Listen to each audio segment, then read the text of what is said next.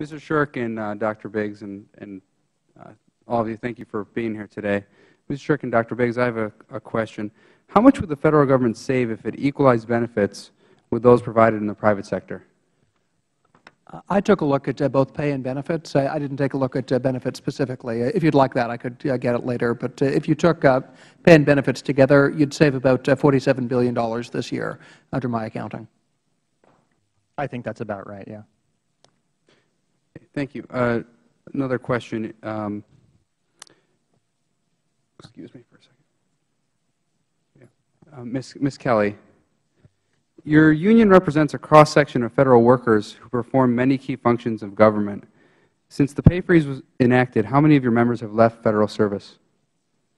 I couldn't give you an exact number. I can tell you that many are talking about leaving, and many who have been eligible to retire and were not going to, and who plan to stay, are now talking about leaving. I think that we will see real numbers in the foreseeable future, but I could not give you a number today. I have a general question to any of you who can answer it. The President has talked about freezing pay for 2 years. Does this include the within-grade step adjustments, which are 3% a year? No, it doesn't cover those at all. It's purely the cost of living adjustment.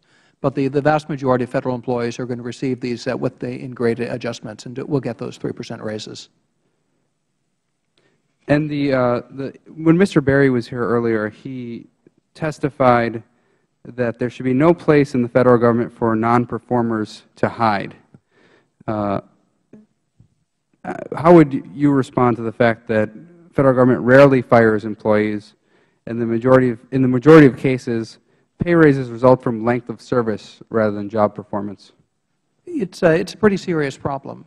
Once they pass their probationary year, which is the first year, within that first year, it's about 20% of Federal employees either quit or are fired. But after that, it's very, very rare to see a Federal employee get fired. And there's also very few rewards for performing above and beyond just a mediocre level.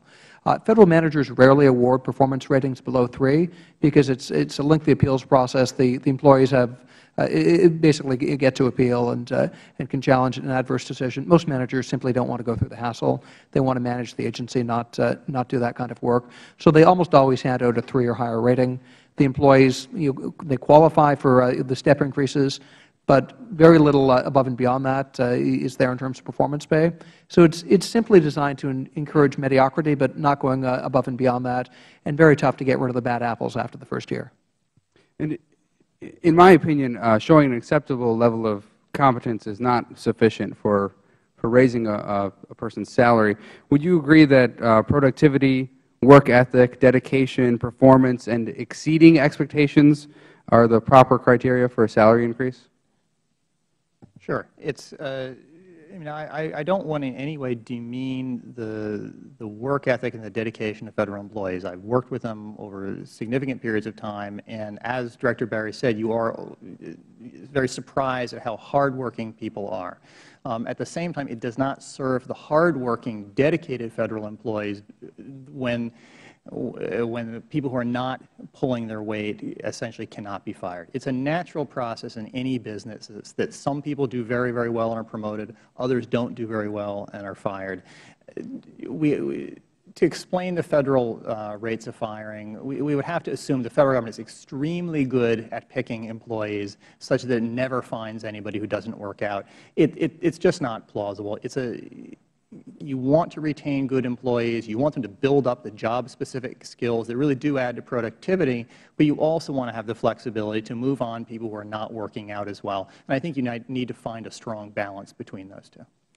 Congressman, can I add to this, though? I think the things that you identified are important, but I also think that performance is important, and I think that performance is an aspect of the Federal system today. And the flaws that are being described and are being grossly overstated, that Federal employees can never be fired, because they are fired. Federal employees are fired after their probationary period, and if they are not fired at the rates that somebody thinks they shouldn't be, then someone needs to look at the implementation of the system within the agencies, and that means managers are not being trained on how to deal with poor performers. they are not doing what they should be doing to either help them correct that performance or to move them out of the agency. That's the manager's job. That has nothing to do with the system. It's about the managers, and it's about what the system supports for them from a training perspective as well as an implementation perspective.